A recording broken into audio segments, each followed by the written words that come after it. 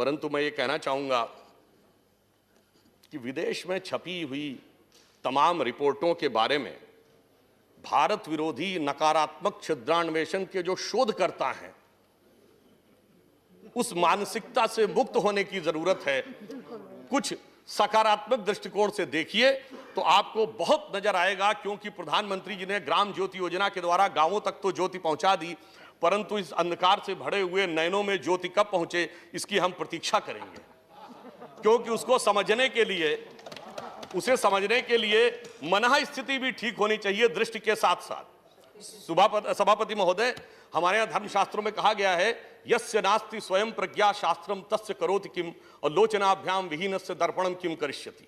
अर्थात यदि मन ही आपकी प्रज्ञा और विवेक जागृत ना हो तो बड़े से बड़े पुस्तकें शास्त्र दिखा दिए जाएं, आपके लिए निष्प्रभावी रहते हैं। जैसे आंखें बंद हो या हो ही नहीं तो दर्पण दिखने से कुछ नहीं दिखता। इसलिए देखने का यह प्रयास करना चाहिए। अब हम अगर जम्मू कश्मीर के बारे में बात करें तो एक बहुत बड़ा परिवर्तन यह आया है कि ग्रास रूट लेवल तक वहां पर लोकतंत्र गया है और उसे स्ट्रेंथन करने की व्यवस्था इस बजट में भी की गई है। डिस्ट्रिक्ट डेवलपमेंट काउंसिल्स और ब्लॉक डेवलपमेंट काउंसिल्स के लिए सेंट्रल गवर्नमेंट ने 200 करोड़ रुपए का प्रावधान किया है। 20 डिस्ट्रिक्ट डेवलपमेंट काउंसिल और जम्मू कश्मीर के लिए 71.25 करोड़ रुपए का 285 ब्लॉक डेवलपमेंट काउंसिल्स के लिए डेवलपमेंट फंड और 30 करोड़ रुपए इस बात के लिए रखे गए हैं जहां पर ये डिस्ट्रिक्ट डेवलपमेंट काउंसिल्स और ब्लॉक डेवलपमेंट काउंसिल्स के ऑफिसेज बन सकें। इसके अतिरिक्त 1313 करोड़ रुपए का प्रावधान पंचायती राज के संस्थानों को सुदृढ़ और अर्बन लोकल बॉडीज को भी और मजबूत करने के लिए किया गया है। अगर हम एम्प्लॉयमेंट की दृष्टि से देखें तो एम्प्लॉयमेंट में जैसा कि फाइनेंस मिनिस्टर ने बताया है कि 12,379 जम्मू कश्मीर में गजेटेड और नॉन गजेटेड वैकेंसीज हैं। इसके अतिरिक्त 10,000 क्लास 4 वैकेंसीज हैं और इन सबको आइडेंटिफाई करके इसके अंदर नियुक्ति की प्रक्रिया को आगे बढ़ाया गया है। 200 करोड़ रुपए का प्रावधान मिशन यूथ के लिए किया गया है, जो कि एक मेजर इनिशिएटिव है जम्मू कश्मीर के युवा को आगे बढ़ने की नई दिशा देने के लिए। अगर हम बहुत विस्तार में न जाते हुए केवल 2-4 प्रमुख बिंदुओं को देखें तो ₹400 crore provision for the GST reimbursement, 200 crore for the mission youth, 800 crore for the capitalization of the J&K Bank Limited, 300 crore for the CRIF road, 1,500 crores for PMGSY, 500 crore for NABARD, and ₹28 crore for maintenance of the Mughal Road, and 200 crore for the festival promotion, and 100 crore for the promotion of the cinema theatre, and 200 crore for the heritage preservation. अर्थात कोई भी ऐसा कश्मीर के जीवन से जुड़ा हुआ भाग नहीं है, पहलू जिसे इसमें छूने का प्रयास नहीं किया गया हो। और इसी के साथ साथ special attention shall be given to the smooth conduct of Sri Amarnath Yatra commencing in the June-July of this year। क्योंकि जब हम कश्मीरियत की बात करते हैं तो निश्चित रूप से अमरनाथ यात्रा से बड़ा कश्मीरियत का कोई प्रतीक नहीं है। और इसके साथ साथ एग्रीकल्चर में अगर हम देखें तो 4th रिवाइज एस्टीमेट में इसके अतिरिक्त जम्मू कश्मीर में एक बिंदु और ध्यान आता है। जब हमने इतने प्रकार के टूरिज्म के, इतने प्रकार के लोकल बॉडीज के और हर प्रकार के जो प्रयास किए हैं, परंतु फिर भी कुछ ऐसी चीजें हैं जो जब वहां का उल्लेख आता है, पहली बार जमीन के ऊपर लोगों को यहां से पहुंचा हुआ पैसा प्राप्त हो रहा है। अन्यथा इससे पहले बहुत प्रकार की बातें आती थी, उनके मैं विस्तार में, उसके मैं डिटेल में नहीं जाना चाहता। मैं ये जरूर कहना चाहूंगा कि कश्मीर में माइग्रेंट्स के लिए भी हमारी सरकार ने एक महत्वपूर्ण कदम उठाया है। 6,000 पदों का सृजन किया है और 3,841 उसमें से भरे जा चुके हैं। अर्थात जो हमारे कश्मीरी विस्थापित हैं उनको पुनर्स्थापना की दृष्टि से भी इस बजट में एक प्रावधान करने का प्रयास किया गया है। तो इसलिए चाहे लोन हो, कैश असिस्टेंट हो, फ्री राशन हो, अनेक प्रकार के पैकेजेस देकर कश्मीर की आर्थिक स्थिति को बेहतर करने का प्रयास किया गया है। परंतु सभापति जी, अभी शक्ति सिंह गोयल जी ने अलेक्जेंडर का उल्लेख कर दिया तो मुझे कश्मीर के संदर्भ में कुछ बात याद आ गई। वो ये है, कश्मीर भारत के लिए एक अद्भुत और विश्व के लिए भी एक अद्भुत समस्या है थी। हम एप्रोप्रिएट शब्द को हिंदी में कहते हैं उपयुक्त। अब हमें यह देखना चाहिए कि कश्मीर की जब उल्लेख आता है कितनी उपयुक्तता और कितनी विचित्रता थी। जब भारत में सभी राज्यों का विलय हुआ तो सबका विलय हो गया, एक ही रह गया, यह पहली विचित्रता थी। यहां तक कि जूनागढ़ और हैदराबाद सभी सॉल्व हो गए, गोवा भी सॉल्व हो गया, एक बचा रह गया, यह पहली व्यवस्था थी।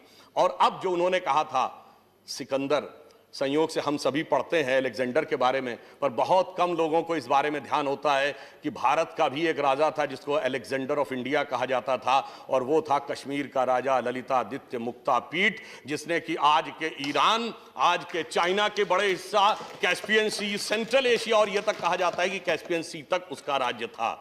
मगर अफसोस, दूसरी विचित्रता क्या थी, स्वतंत्र होते ही वो भूमि जहां से अलेक्जेंडर ऑफ इंडिया निकला था, उस भूमि का हिस्सा टेरिटरी चली गई दूसरों के हाथ में। दूसरी विचित्रता थी। तीसरी विचित्रता थी कि दुनिया में कहीं भी आपने युद्ध देखा होगा तो जो सेना जीत रही हो, जो देश ताकतवर हो, वो युद्ध विराम नहीं करता। यहां हम बड़े थे, हम जीत रहे थे, 48 घंटे की और बात थी, हमने युद्ध विराम कर दिया। अगली विचित्रता थी कि दुनिया में कहीं भी आपने देखा होगा युद्ध के दौरान वही देश संयुक्त राष्ट्र संघ में जाता है जो कमजोर पड़ रहा हो। यहां हम मजबूत थे, हम संयुक्त राष्ट्र संघ में चले गए। और यह भी ध्यान रखने की बात है, संयुक्त राष्ट्र संघ 3 वर्ष का था, हमने उसकी अथॉरिटी बढ़ाई, हमने उसकी लेजिटिमेसी बढ़ाई। उस जमाने में 2-2.5 वर्ष पुराना था, अक्टूबर 1945 में संयुक्त राष्ट्र संघ का गठन हुआ था। इसलिए मैं अब एक और बात कहना चाहता हूं, हमारे विरोधी पक्ष वालों को शायद उचित लगे, पर उन्हें याद दिलाना बहुत जरूरी है। कश्मीर भारत का एकमात्र राज्य था जो सेकुलर नहीं था। क्यों? जब 42वां संविधान संशोधन भारत में पारित हुआ, किन परिस्थितियों में पारित हुआ वो एक अलग बात है, परंतु चूंकि कश्मीर को एक आड़ थी कि जब तक वहां का विधानसभा किसी भी संविधान संशोधन को एडॉप्ट नहीं करेगी तब तक वह अंगीकृत नहीं होगा, इसलिए वो अंगीकृत हुआ ही नहीं। वह अंगीकृत हुआ 5 अगस्त 2019 को कश्मीर सेकुलर बना। यानी बड़ी मजेदार बात है, जो राज्य संवैधानिक दृष्टि से सेकुलर नहीं था वही सेकुलरिज्म का प्रतीक था। और यहां एक और बात थी, घाटी में 97% लोग अल्पसंख्यक थे और 2% लोग बहुसंख्यक थे। इसलिए मैं कह रहा हूं विचित्रताओं से भरा हुआ था और उस सारी विचित्रताओं का निवारण हमारी सरकार ने किया है। और एक और बिंदु कहना चाहता हूं, भारत में जितने भी राज्य हैं, एक ही राज्य ऐसा है जिसका वही नाम चला आ रहा है जो प्राचीन काल से, वो है कश्मीर। नीलमत पुराण में कश्मीर लिखा है और कल्याण की राजतरंगी में कश्मीर लिखा। बाकी सभी राज्यों के पुराने नाम कुछ और थे, आज कुछ और बदल गए।